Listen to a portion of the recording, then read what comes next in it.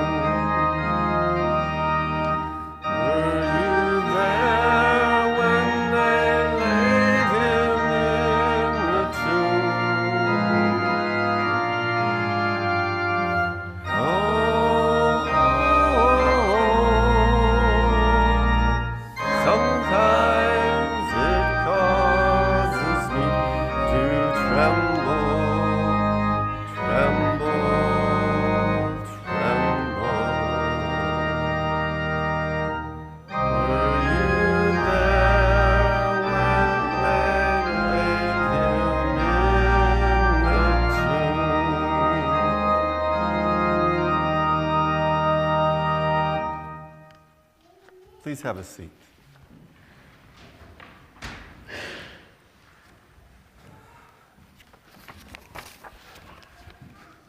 Betrayal. Matthew chapter 26, verses 6 through 26. While Jesus was in Bethany in the home of Simon the leper, a woman came to him with an alabaster jar of very expensive perfume, which she poured on his head as he was reclining at the table. When the disciples saw this, they were indignant. "Why this waste?" they asked. "This perfume could have been sold at a high price and the money given to the poor." Aware of this, Jesus said to them, "Why are you bothering this woman? She has done a beautiful thing to me. The poor you will always have with you, but you will not always have me. When she poured this perfume on my body, she did it to prepare me for burial. Truly, I tell you, wherever this gospel is preached throughout the world, what she has done will also be told in memory of her." Then one of the 12, the one called Judas Iscariot, went to the chief priests and asked, "What are you willing to give me if I deliver him over to you?" So they counted out for him 30 pieces of silver. From then on, Judas watched for an opportunity to hand him over.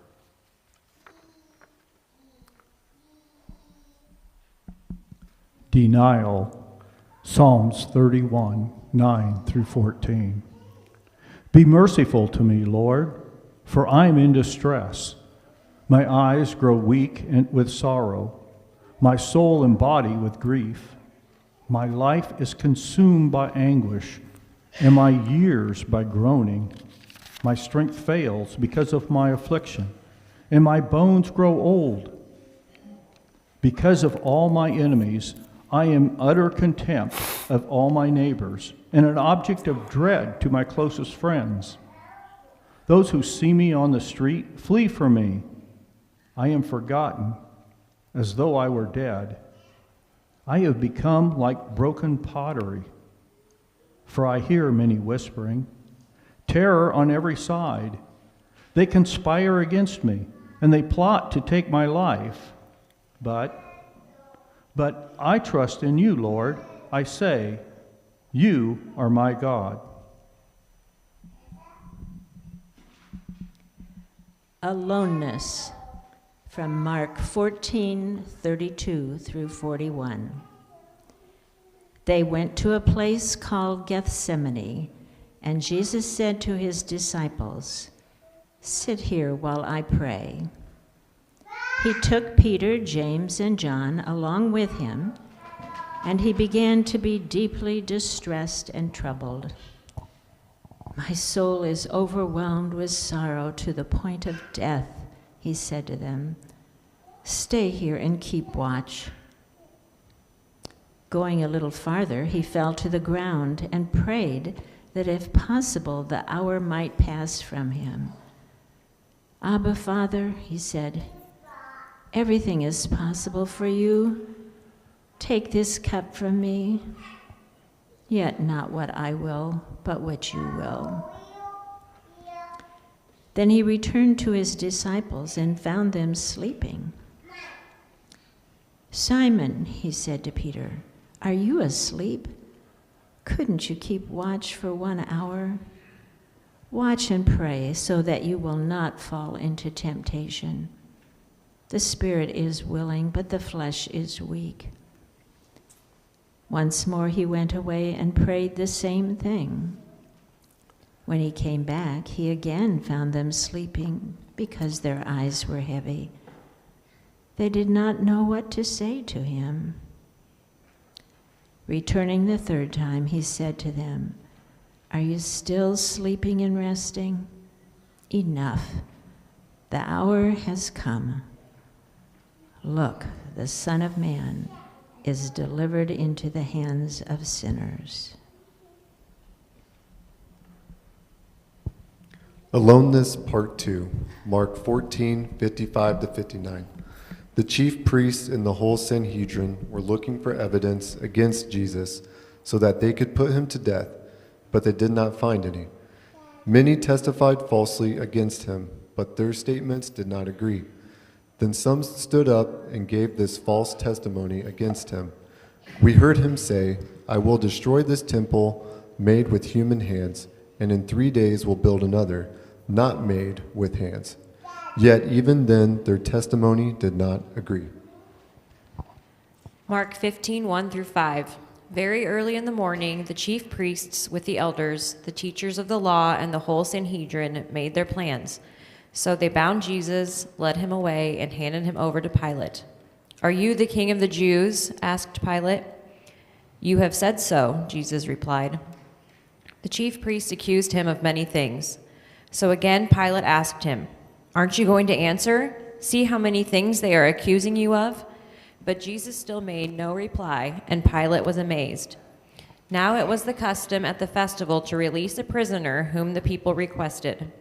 A man called Barabbas was in prison with the insurrectionists who had committed murder in the uprising. The crowd came up and asked Pilate to do for them what he usually did. Do you want me to release to you the king of the Jews? Asked Pilate, knowing it was out of self-interest that the chief priests had handed Jesus over to him. But the chief priests stirred up the crowd to have Pilate release Barabbas instead. What shall I do then with the one you call the king of the Jews? Pilate asked them. Crucify him, they shouted. Why? What crime has he committed? Asked Pilate. But they shouted all the louder, Crucify him. Wanting to satisfy the crowd, Pilate released Barabbas to them. He had Jesus flogged and handed him over to be crucified. Isaiah 53, 1 through 5. Who has believed our message, and to whom has the arm of the Lord been revealed? He grew up before him like a tender shoot, like a root out of the dry ground. He had no beauty or majesty to attract us to him, nothing in his appearance that we should desire him. He was despised and rejected by mankind, a man of suffering and very familiar with pain. Like one from whom people hide their faces, he was despised. And we held him in low esteem. Surely he took up our pain and bore our suffering, yet we considered him punished by God, stricken by him and afflicted. But he was pierced for our transgressions. He was crushed for our iniquities. The punishment that brought us peace was on him, and by his wounds we are healed. Crucifixion, Matthew 27, 31 through 43. After they had mocked him, they took off the robe and put on his own clothes. Then they led him away to crucify him. As they were going out, they met a man from Cyrene named Simon, and they forced him to carry the cross. They came to a place called Golgotha, which means the place of the skull. There they offered Jesus wine to drink, mixed with gall, but after tasting it, he refused to drink it. When they had crucified him, they divided up his clothes by casting lots, and sitting down, they kept watch over him there. Above his head, they placed the written charge against him, This is Jesus, King of the Jews. 2 rebels were crucified with him, one on his right and one on his left. Those who passed by hurled insults at him, shaking their heads and saying, You who are going to destroy the temple and build it in 3 days, save yourself. Come down from the cross if you're the Son of God. In the same way, the chief priests, the teachers of the law, and the elders mocked him. He saved others, they said, but he can't save himself. He's the King of Israel. Let him come down now from the cross, and we'll believe in him. He trusts in God. Let God rescue him now if he wants him, for he said, I am Son of God. Death. Luke 23, 44 through 46. It was now about noon, and darkness came over the whole land until 3 p.m, for the sun stopped shining. And the curtain of the temple was torn in two. Jesus called out with a loud voice, Father, into your hands I commit my spirit. When he had said this, he breathed his last.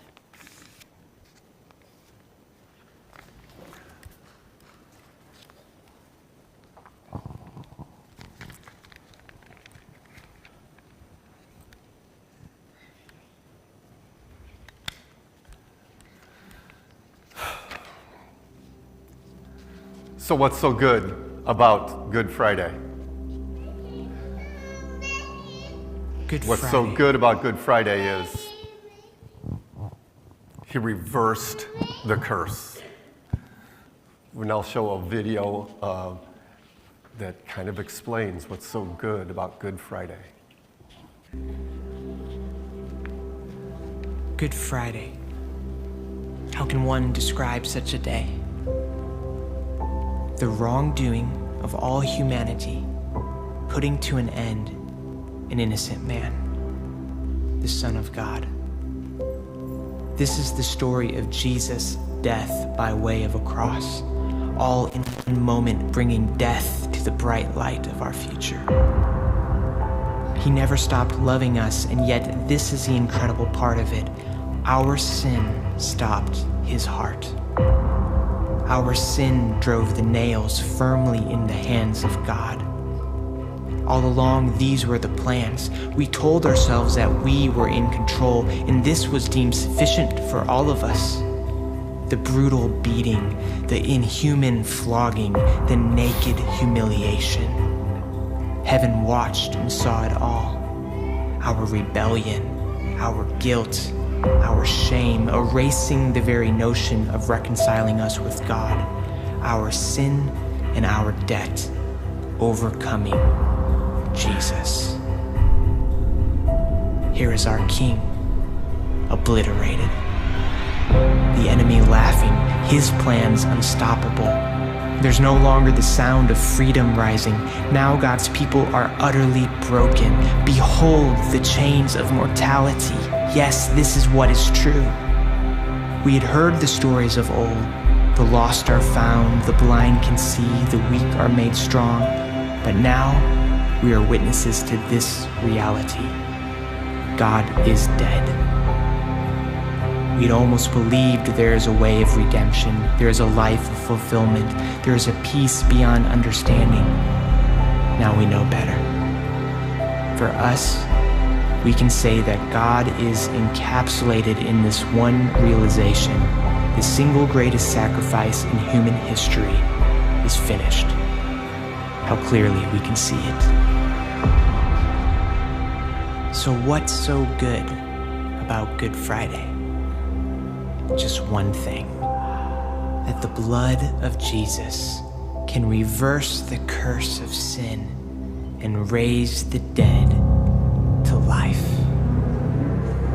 How clearly we can see it is finished. The single greatest sacrifice in human history, encapsulated in this one realization. We can say that God is for us. Now we know better. There is a peace beyond understanding. There is a life of fulfillment. There is a way of redemption. We had almost believed God is dead, but now we are witnesses to this reality. The weak are made strong, the blind can see, the lost are found. We had heard the stories of old. Yes, this is what is true. The chains of mortality utterly broken. Behold, freedom rising. Now God's people are unstoppable. There's no longer the sound of the enemy laughing. His plans obliterated. Here is our King, Jesus, overcoming our sin and our debt, reconciling us with God, erasing the very notion of our rebellion, our guilt, our shame. Heaven watched and saw it all, the naked humiliation, the inhuman flogging, the brutal beating, and this was deemed sufficient for all of us.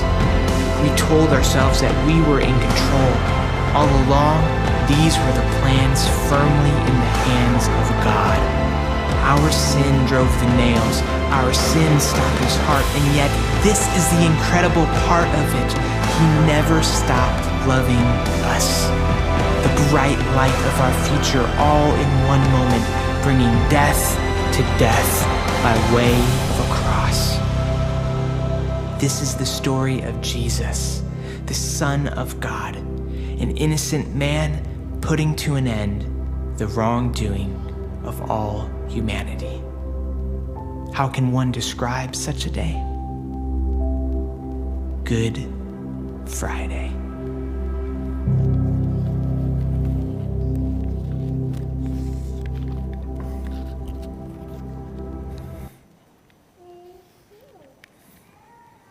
Today we celebrate. We celebrate the reverse of the curse. We no longer have to live in shame. We no longer have to worry about our sins. It's been taken care of. We celebrate today that day. I know that this hasn't been a long service, so I invite you to stay in some quietness, knowing that we can celebrate that Sunday is coming. That's one thing that we know. Sunday is coming. Feel free to stay here, pray, and if it touches you and you want to claim Jesus as the Lord of your life and you want to profess that he is risen from the dead, feel free to come and discuss it with me and proclaim it. Feel free to stay as long as you wish, but exit in silence if you would, please.